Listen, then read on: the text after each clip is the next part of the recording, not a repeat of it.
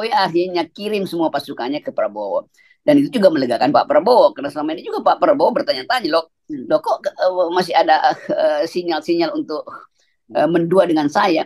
Jadi kepastian itu membuat Gerindra final, bahwa udah itu adalah blok Jokowi. Jadi saya kira memang pada akhirnya mesti ada kepastian tuh Jokowi mau ke siapa. Dan Jokowi coba kiri kanan, tapi sejarah akan merapikan cewek-cewek Pak Jokowi. Jadi Pak Jokowi boleh bermanuver, tetapi keputusan-keputusan yang dia buat pada akhirnya harus mengikuti semacam tekanan dari publik kan. Dan tekanan publik itu yang akan menentukan arah Pak Jokowi itu kemana tuh. Nah, publik menganggap bahwa terlalu jauh Pak Jokowi itu bermain-main pindah-pindah warung kopi segala macam tuh. Dan saya kira Pak Jokowi sadar itu. Kalau terlalu lama itu artinya semua orang yang tadinya di-endorse Pak Jokowi justru bisa bersatu melawan Pak Jokowi karena jengkel kan. Saya kira itu momentumnya, sehingga saya anggap bahwa dalam 2-3 hari yang lalu Jokowi harus memutuskan untuk mengirim semua mesin politik dia yang dia pegang selama ini ke Gerindra tuh. Dan memang itu lebih aman sebetulnya daripada berupaya untuk siksa. Nanti kalau Prabowo menang dia ada di situ, kalau Ganjar menang ada di situ. Bagaimana kalau akhirnya ada blok lain yang menganggap bahwa kita bikin blok sendiri aja yang nggak bisa dikontrol Pak Jokowi. Jadi Jokowi tetap ada di dalam tema dia harus mengontrol, dan kontrol terlalu banyak itu artinya kehilangan kontrol. Maka mestinya ada satu keputusan aja. Jadi udah betul secara pragmatis, ini betul bukan secara etis ya, secara pragmatis ya, kalau Jokowi akhirnya kirim semua pasukannya ke Prabowo. Dan itu juga melegakan Pak Prabowo, karena selama ini juga Pak Prabowo bertanya-tanya, loh kok masih ada sinyal-sinyal untuk mendua dengan saya.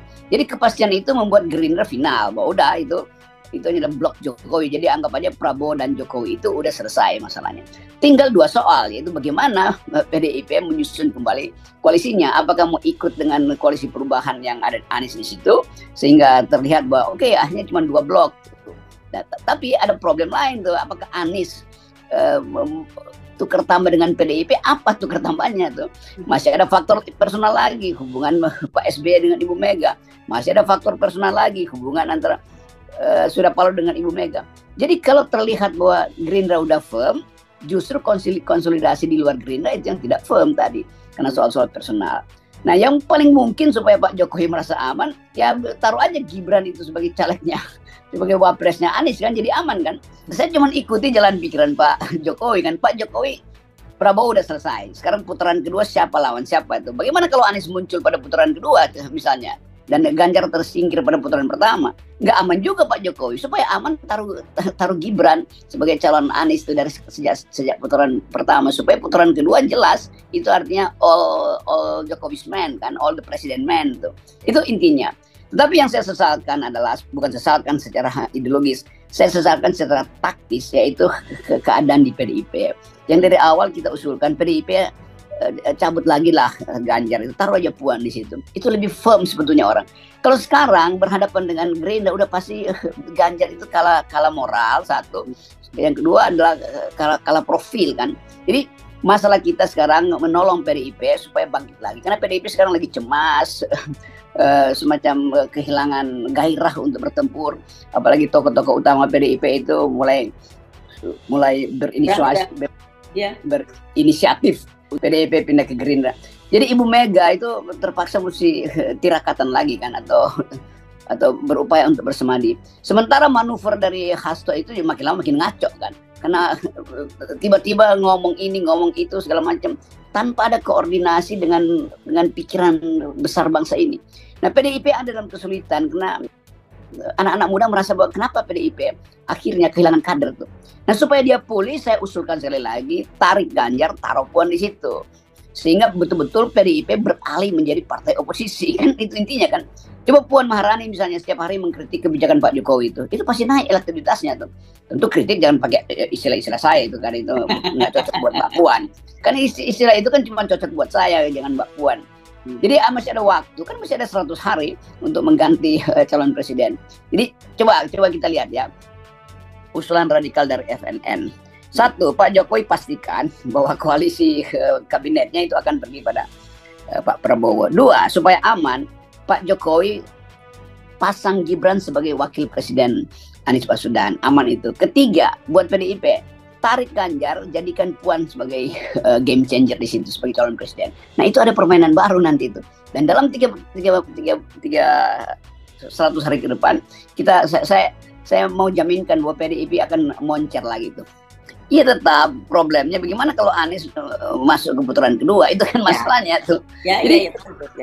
Jadi kelihatannya cara berpikir Hasto itu bisa dibaca. Udah Gibran aja ke Prabowo, tetapi Ganjar jangan diutak-atik sehingga putaran kedua itu cuman Prabowo dan PDIP. Itu juga bisa dibaca dari awal itu untuk menyingkirkan Anies. Tapi Hasto mesti lihat bahwa justru melemahnya PDIP itu menyebabkan Anies ada di atas asumsi kita bahwa dia akhirnya bisa masuk dalam putaran kedua justru kan. Kan kalau PDIP melemah, orang menganggap bahwa proposal Anies tentang perubahan itu lebih penting daripada bertahan dalam wilayah Jokowi kan.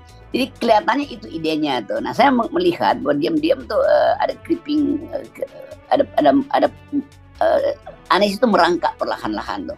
Dan tiba-tiba orang mungkin sadar bahwa ya karena Anies dihalangi terus, maka dia orang Indonesia berubah untuk membela tuh. Jadi proposal Hasto itu dibaca sebagai upaya untuk menghalangi Anies. Nah kalau itu terbaca dengan baik oleh pendukung-pendukung Anies yang masih ragu-ragu, justru Anies yang akan bertambah dukungannya kan. Karena seolah dijebak supaya Anies itu hilang sehingga hanya ada PDIP dan Gerindra di dalam putaran kedua. Jadi hati-hati Pak Hasto, karena politik itu dengan mudah narasi Anda bisa dibaca sebagai strategi yang akan berbalik melumpuhkan Anda. Itu kalau saya membaca jalan pikiran generasi hari ini menganggap bahwa PDIP itu sudah dalam posisi cemas itu. Nah kecemasan Anda jangan ditutupi dengan proposal Gibran itu sebaiknya ke Prabowo lalu berupaya untuk menghalangi ke Anies. Itu masalahnya. Yang kita sebut sebagai kecerdasan rakyat yang seringkali tidak dipahami oleh lembaga survei kan. Itu satu peristiwa itu memberantakkan hasil lembaga survei yang menganggap bahwa Anies itu udah tenggelam. Jadi yang otentik itu justru yang ditanyakan secara instan dan jawab secara instan. Di si Bupati PDIP kaget gitu kan. Mungkin partai akan menegur dia, kenapa tanyain sih, bukannya survei dulu kan begitu kan.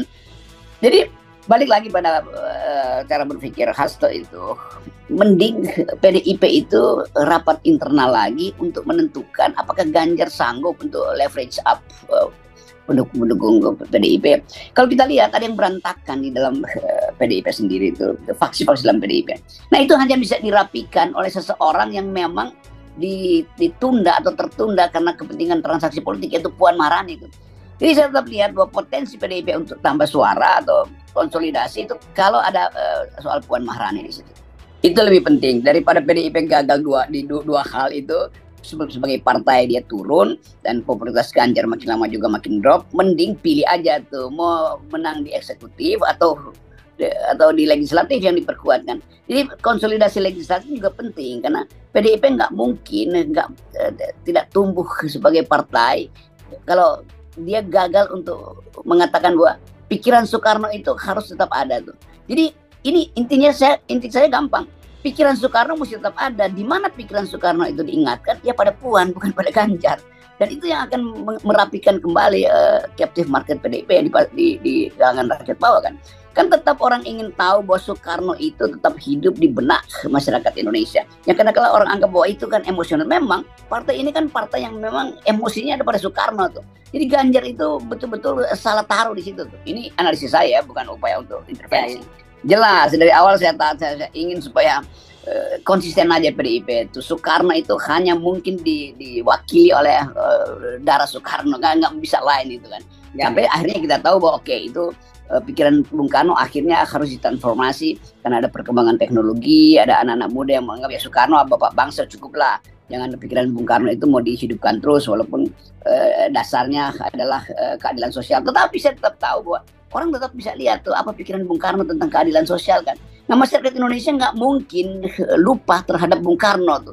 Tapi terhadap Ganjar ya orang Indonesia akan lupa tuh dengan sendirinya tuh. Ya cuma diingat sebagai rambut putih. Tetapi kalau Puan tetap masih ada walaupun Puan juga tidak sosialis amat. Tetapi kondisi kondisi psikologi PDIP memang dimaksudkan untuk mengantarkan ide Bung Karno yang bisa direvisi, didekatkan dengan soal keadilan sosial, kan, keadilan lingkungan. Itu mudah, itu saya bisa bantu untuk bikin supaya Bung Karno itu relevan dengan soal kerusakan ekologi. Bung Karno itu relevan dengan soal perdamaian dunia. Bung Karno. Demikian update news kali ini. Jangan lupa tekan tombol like, subscribe, and comment channel kami.